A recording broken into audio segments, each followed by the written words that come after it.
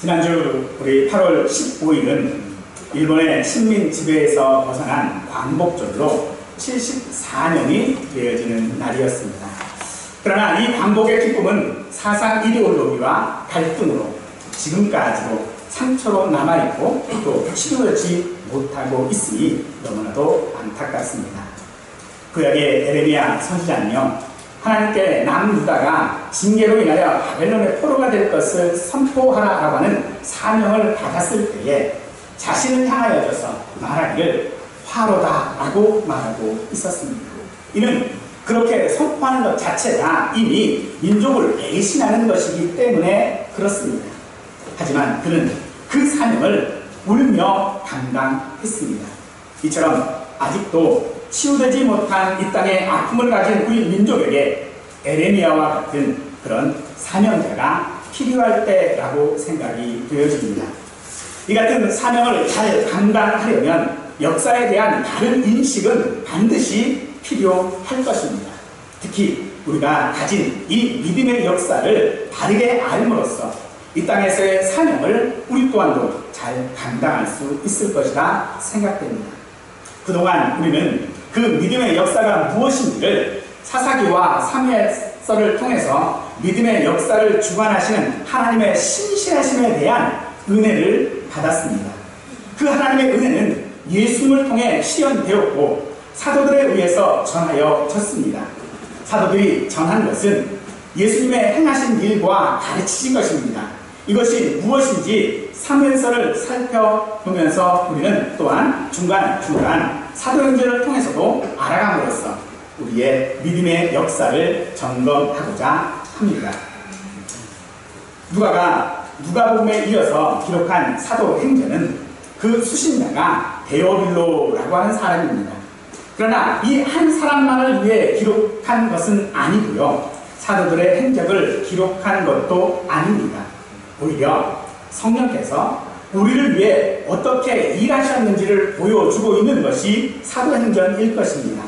성령님의 강한 이끄심은 사도행전 속 인물들만 아니라 지금도 여전히 열정적으로 우리 개개인의 성도 한 사람 한 사람의 삶에 개입하고 계시다라고 하는 것들을 오늘 이 시간 발견하실 수 있기를 간절히 바라보겠습니다.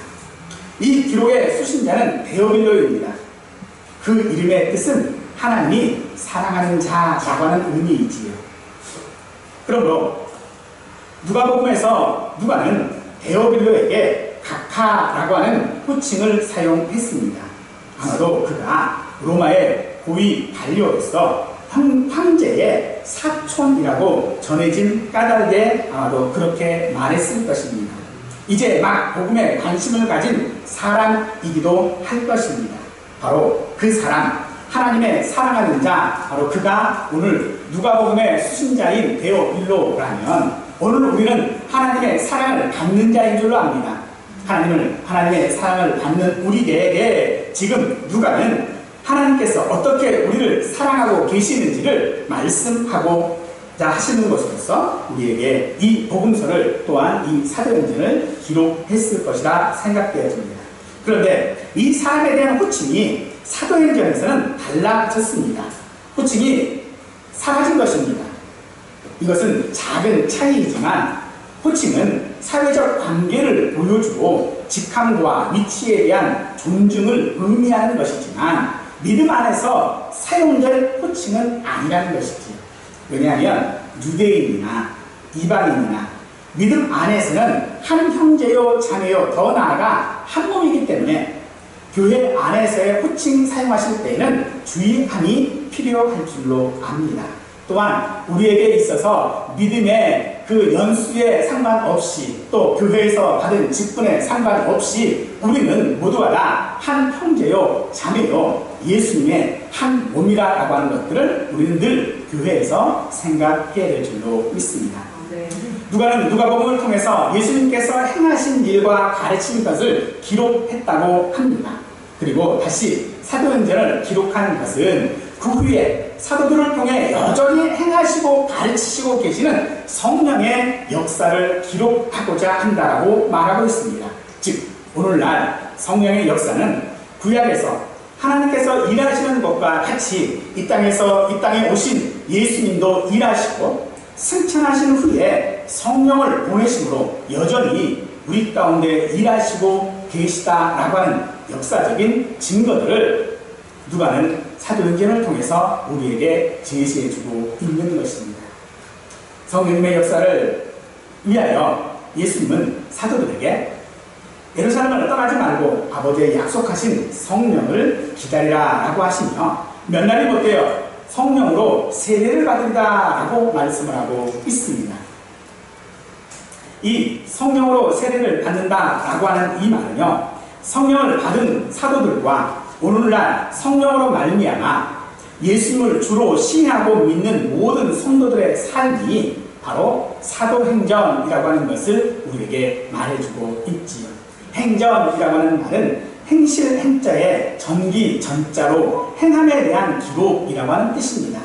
이 기록이 우리의 삶의 기록이 되어지고 우리의 마음에 쓰여지기를 간절히 바라보겠습니다. 여기서 우리가 좀 주의할 것이 하나가 있는데요. 여기서 말하는 이 성령으로 세례를 받으리라 라고 하는 이 말씀을 조금 사람들이 줄여서 성령 세례라고 말을 하고 있는데요. 성경에 성령 세례라고 하는 말은 없습니다. 단지 이단들 중에 이 말을 사용하여 마치 성령님이 어떤 능력이고 삼위 하나님이 아닌 것처럼 가르치고 있을 뿐이라는 것이죠. 이전에도 제가 말씀드린 것처럼 하나님은 삼위의 하나님이십니다. 예수님, 성령님, 하나님이 한 분이시고 또 이 한 분에 대한 용어를 우리가 사용할 때에 이렇게 쓰던 저렇게 쓰던 그것이 하나에 대한 다른 이름으로 이해해야 할 것입니다. 이에 대한 다른 이해를 원하신다면 한번 읽어보기를 제가 권했던 윌리엄 폴 영의 오두막이라고 하는 소설을 한번 읽어보시면 이 삼위일체 하나님에 대한 개념이 어떤 것인지 아마도 잘 아실 수 있으리라 생각이 되어집니다. 어쨌든 성령 세례라고 하는 말은 없고요. 성령으로 말미암아 세례를 받는다라고 하는 말은 성령 세례라고 줄여서 말할 수 없습니다.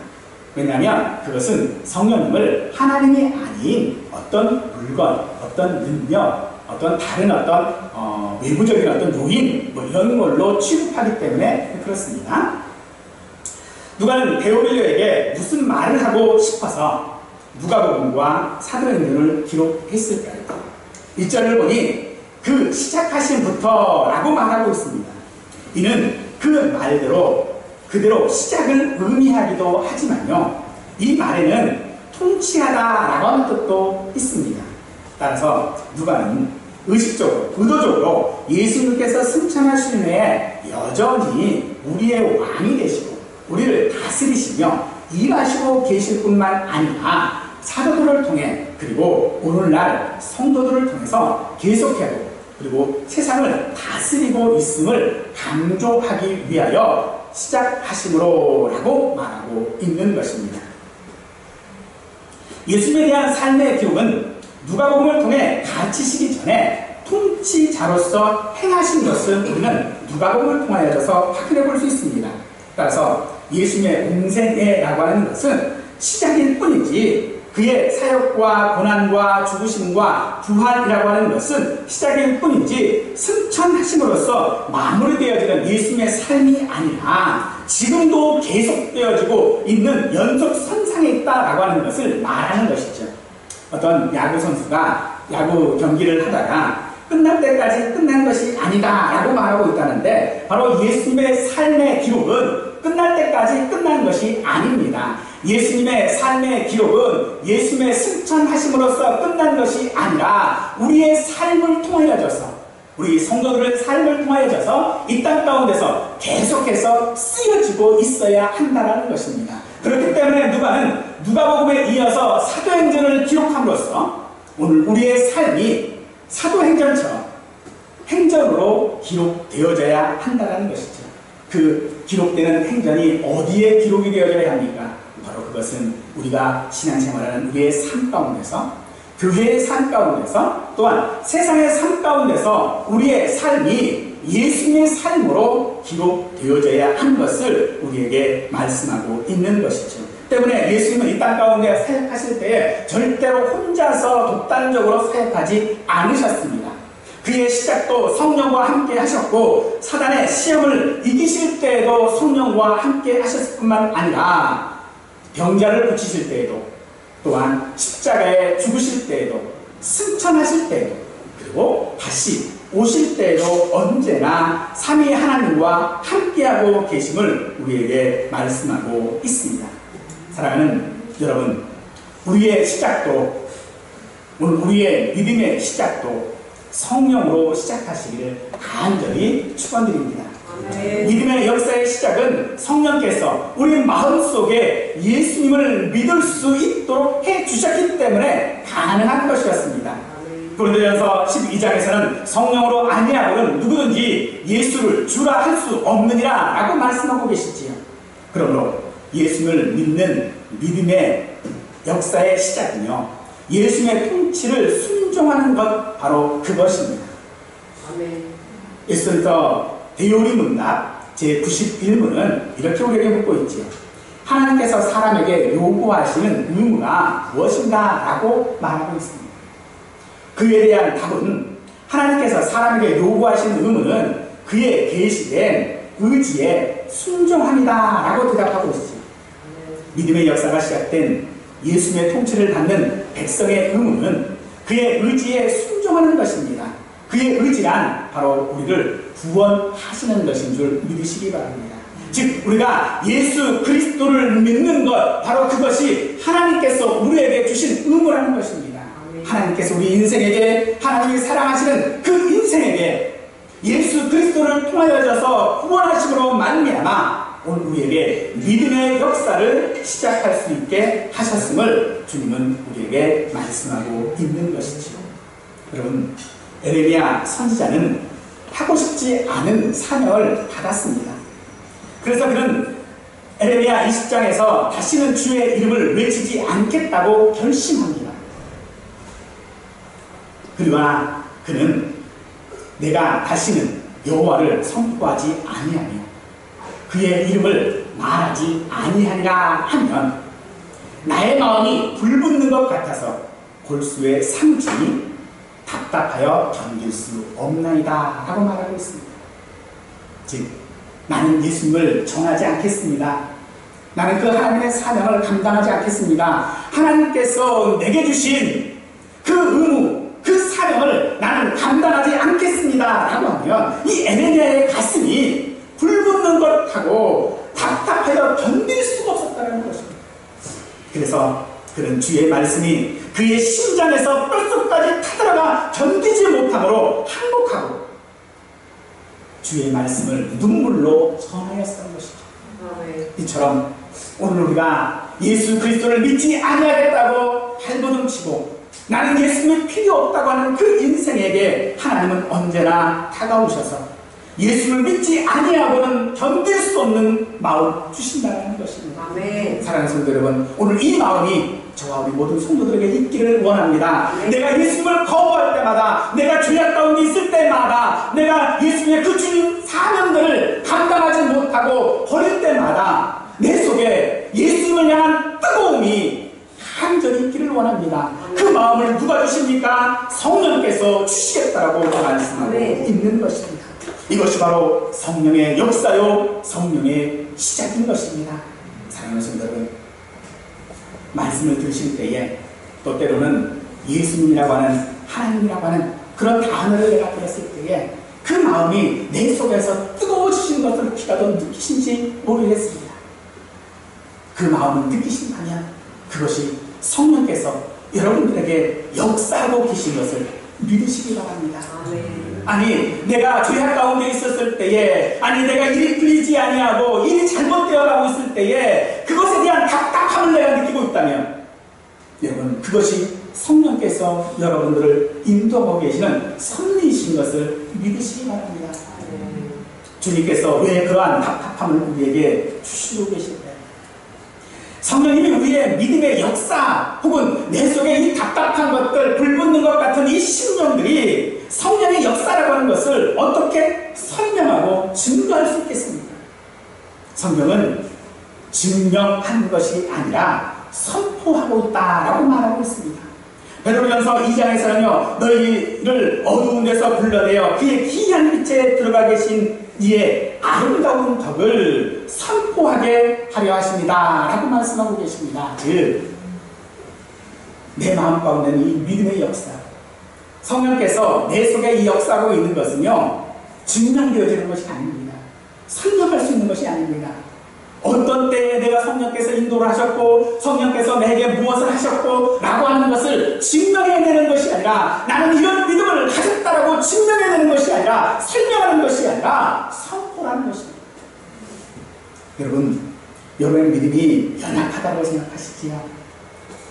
나는 믿음이 참 없다고 생각하시지요? 그러나 그럴 때에 여러분 믿음을 선포하시기 바랍니다. 그 믿음을 여러분들이 선포하실 때에 성령께서 역사하시는 줄 믿으시기 바랍니다. 성령께서 내 마음 가운데서 오셔서 언제나 내가 정말로 그 믿음을 선포하기를 원하고 계시다는 것입니다. 예수님의 죽으심과 부활에 대한 확실한 많은 증거들이 있지만, 그것들을 믿음은 논리라고 하지 아니하고 하나님의 선포라고 말씀하고 있고, 또 하나님께서 우리를 성령의 역사로 말미암아 믿음을 시작하게 하시는 것 역시도 일반적인 하나님의 선택이라고 우리에게 말하고 있는 것이죠. 이 사실을 2절에서는 사도들에게 성령으로 명하시고 라고 하고 있습니다. 이 명하셨다라고 하는 의미가 바로 그런 것인 줄 믿으시기 바랍니다. 우리와 논의하고 협의하는 것이 아닙니다. 아니면 우리에게 부탁하고 있는 것도 아닙니다. 우리에게 설득하시면서 내가 기다려줄 테니 언제든지 돌아와라 라고 말씀하시는 것도 아니라, 언제나 우리에게 말씀하실 때에 명령하신다는 것입니다. 그러므로 이 원문을 직접적으로 번역을 하면 그가 성령으로 택하신 사도들에게 명하여 라고 번역할 수 있습니다. 즉, 하나님께서 우리를 선택하셨기 때문에, 하나님께서 저와 여러분들을 믿음의 자녀로 하나님의 구원받은 백성으로 선택하셨기 때문에 우리에게 명하고 계시다는 것이죠. 따라서 이 명령은 사도들에게만 하신 것이 아니라 오늘 예수 그리스도를 주로 고백하는,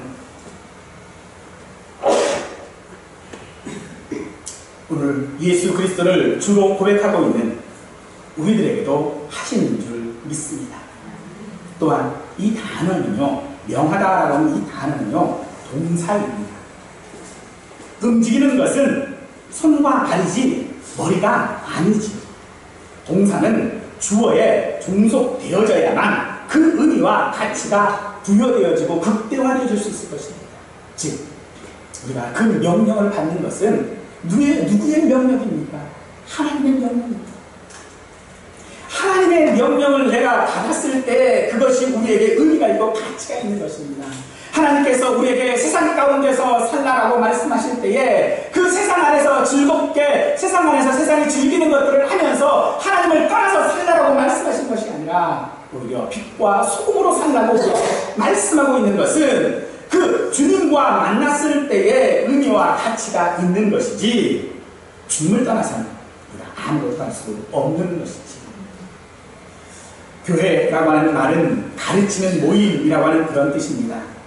그래서 배우는 것이 당연한 것이겠지만, 누가는 이 교회의 시작을 행하시며 라고 하고 행함을 먼저 강조하고 있습니다. 따라서 믿음은 아는 것이거나 혹은 가르치는 것이 아니라, 혹은 배우는 것이 아니라 행하는 것인 줄 믿으시기 바랍니다. 우리가 왜 행해야만 합니까? 주님께서 그렇게 우리에게 명하셨기 때문에 그렇습니다. 하지만 우리는요, 죄로 말미암아 그 의지를 순종할 수 있는 힘이 우리에게 없습니다. 로마서는 우리에게 육신의 생각은 하나님과 원수가 되나니 이는 하나님의 법에 굴복하지도 아니할 뿐 아니라 할 수도 없다라고 말씀하고 계시지요. 그러기에 우리는 예수님을 떠나서 아무것도 할 수 없는 것입니다. 우리는 성령을 떠나서는 아무것도 할 수 없다라고 말하고 있는 것입니다. 요한복음 15장에서 예수님은 우리에게 너희는 나를 떠나서는 너희가 아무것도 할 수 없습니다 라고 말씀하셨습니다. 있습니다. 왜 우리가 예수님을 따라서 아무것도 할 수 없는 존재입니까? 예수님과 믿음을 가진 우리는 한 몸이기 때문에 그렇습니다. 따라서 우리의 의지에 순종하는 것은 내가 아니라 내 안에 계심은 바로 예수님, 내 안에 계신 성령님이 그 하나님의 의지에 순종하고 계심을 믿으시기 바랍니다. 우리는 그리스도의 몸입니다. 지체로서 순종하여 행하시는 분은 바로 예수님인 것이죠. 우리에게 명하시는 분, 그 명하시는 분이 예수님이시기에 그 예수님이 행하시는 것이다라고 할 수밖에 없는 것입니다. 창세기에 보면 유명한 일화가 하나가 있습니다. 하나님께서 아브라함과 소돔과 고모라의 멸망을 두고 대화를 하시는 것이 있었지요. 하나님께서 소돔과 고모라를 멸망시키시겠다라고 말씀하시나 아브라함이 하나님 앞에 그곳에 의인 50명이 있으면 어떻게 하시겠습니까? 라고 묻지. 그리고 나서 40명 그리고 10명까지 의인이 있다면 어떻게 하시겠습니까? 라고 말합니다. 그러나 그곳에 의인이 없었습니다. 그렇다면 10명의 의인이 없었다면 한 명은 있었을까요? 단 한 명도 없었습니다. 소돔과 고모라에는 의인이 단 한 명도 없었습니다. 왜 그랬을까요? 이 사회가 아무리 악하고 또 힘들다 해도요, 양심이 있는 사람이 반드시 있지요. 일본 사회가 위안부와 강제징용을 부인하고 독도를 자기들 땅이라고 주장해도 대부분의 사람들이 그렇게 생각한다고 해서 양심 있는 일본 사람들이 있는 것은 우리가 잘 알고 있습니다. 그러나 그들이 양심이 있다고 해서 대한민국 사람은 아니죠. 그들이 우리와 같은 주장을 한다고 해서 대한민국 사람들이 아닙니다. 그들도 일본 사람이죠. 이 땅 가운데 의인이 어떤 의인입니까? 우리가 보기에는 그가 의인일 수 있어. 하나님 보시기에는 이 땅 가운데 의인은 한 사람도 없는 것입니다. 그럼에도 불구하고 하나님께서 소돔과 고모라에서 의인을 찾는 이 아브라함과 대화하신 이유가 뭘까요? 그냥 거기에는 의인이 한 명도 없다라고 하시면 그냥 끝날 일을 왜 굳이 아브라함과 의인에 대한 이야기를 하셨을까요? 그 대화를 하신 이유는 자세히는 잘 모르겠습니다.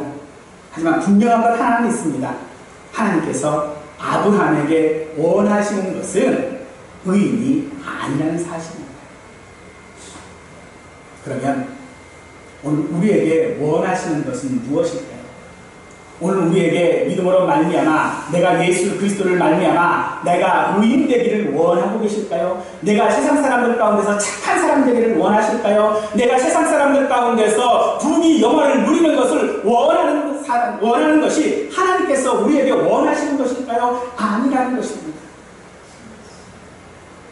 우리에게 원하시는 삶, 믿음을 통하여 우리에게 명령하고 우리가 사도들처럼 그 삶을 살아가는 그 기록들이 의인으로서 착한 사람으로서 살아가기를 원하고 있는 것이 아니라는 것은 분명하다는 것이죠. 그러면 우리에게 원하시는 삶이 무엇일까요? 이스라엘의 정통성은요, 유다 족속에게 있습니다. 그런데 그 유다 족속의 시작인 유다는요, 가장 모범적이어서 유다 족속으로 선택된 것이 아닙니다. 그는 며느리를 창녀로 알고 동침할 정도로 부도덕한 사람이었습니다. 소위 폐륜도 그런 폐륜이 없을 것입니다. 하지만 하나님께서는 유다를 택하셨고 우리는 그 이유를 설명할 방법이 없습니다. 여러분을 택하신 이유를 설명하실 수 있으십니까? 여러분이 택하신 것이 여러분께서 하나님 앞에 택한 이유를 말씀할 수 있는 것들이 있습니까? 아무것도 없을 것입니다. 저 역시도 제가 목사가 된 것은 사실 설명을 못하겠습니다. 나와 같은 사람을 왜 하나님께서 목사로 삼으셨는지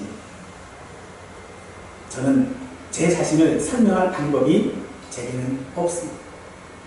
또 오늘 우리 교회가 이렇게 많은 분들과 함께 예배하게 됨도 저는 설명할 방법이 없습니다.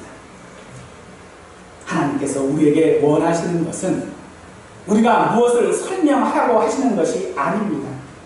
오늘 우리에게 무엇을 말씀하십니까? 우리가 하나님의 그 일하심을 하나님께서 행하시는 것을 우리의 삶을 통하여서 선포하라는 것입니다. 하나님께서 우리를 선택하셨습니다. 하나님께서 우리를 선택하셨다라고 하는 것은요, 이 선택이라고 하는 이 말 가운데는 선택을 제외한 나머지는 포기한다는 것이죠. 때문에 내가 선택한 그것은요, 다른 것보다, 내가 포기한 것보다 더 낫다라고 하는 확신이 있어야 선택할 수 있습니다. 하나님은 우리에게 그런 확신이 있으신 것입니다. 여기에 다른 설명이 필요하겠습니까? 우리에 대한 하나님의 믿음의 근거는 우리의 행함이 아닙니다.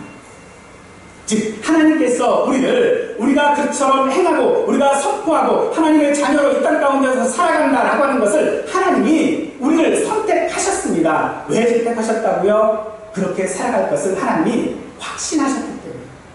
우리가 확신한 게 아니고요, 하나님이 확신하셨다고요. 하나님이 죄 가운데 늘 날마다 실패하고 늘 날마다 좌절하고 늘 하나님 앞에 불평하는 우리들을 하나님께서 하나님이 원하시는 그 의지에 순종하는 삶으로 살아가는 자라고 확신하고 계시다는 것입니다. 이 얼마나 놀라운 말씀입니다.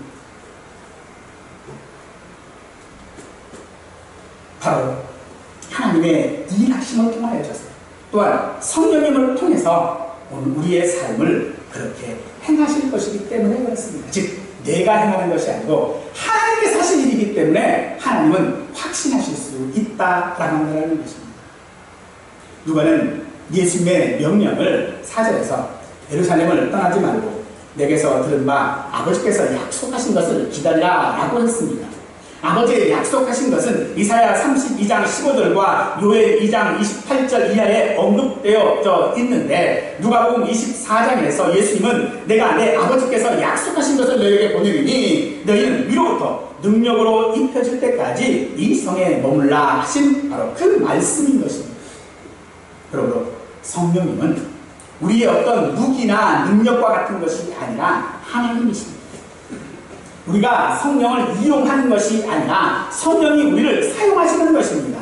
따라서 우리는 기다려야 하는 것은 때를 얻기 위함이 아니라 성령께서 일하실 것을 믿고 성령이 임하기를 기다리는 것이고 내가 먼저 나서는 것이 아니라 성령께서 일하시는 것을 따라 일하는 것이다 라고 말하고 있는 것입니다. 바로 이것은 우리에게 주신 명령입니다. 먼저 하지 말라는 것입니다. 내가 하면 성령께서 하시겠지. 내가 시작하면 성령께서 무엇을 하시겠지. 내가 예수 그리스도를 믿는다고 하면 성령님이 내게 믿음을 주시겠지가 아니라 이미 성령께서는 우리에게 믿음을 주셨다는 것입니다. 이것이 명령입니다. 우리는 그 말에 굴복해야 하는 것입니다. 또한 이 믿음은 굴복하는 과정이기도 할 수 있을 것입니다. 예수님은 우리에게 세상에서 어떤 일을 하라고 말씀하시지 않습니다. 이는 우리로 하나님을 바라보게 함으로써 소망을 기대하고 하는 것입니다. 소망은 오늘을 살게 할 것입니다. 주님의 지체로 우리를 택하셨습니다. 이는 바울도 그 이유를 말할 수 없었습니다.